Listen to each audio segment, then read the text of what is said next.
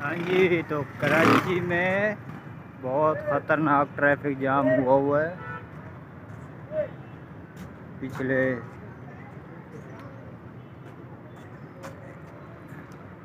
1-1.5 گھنٹے سے۔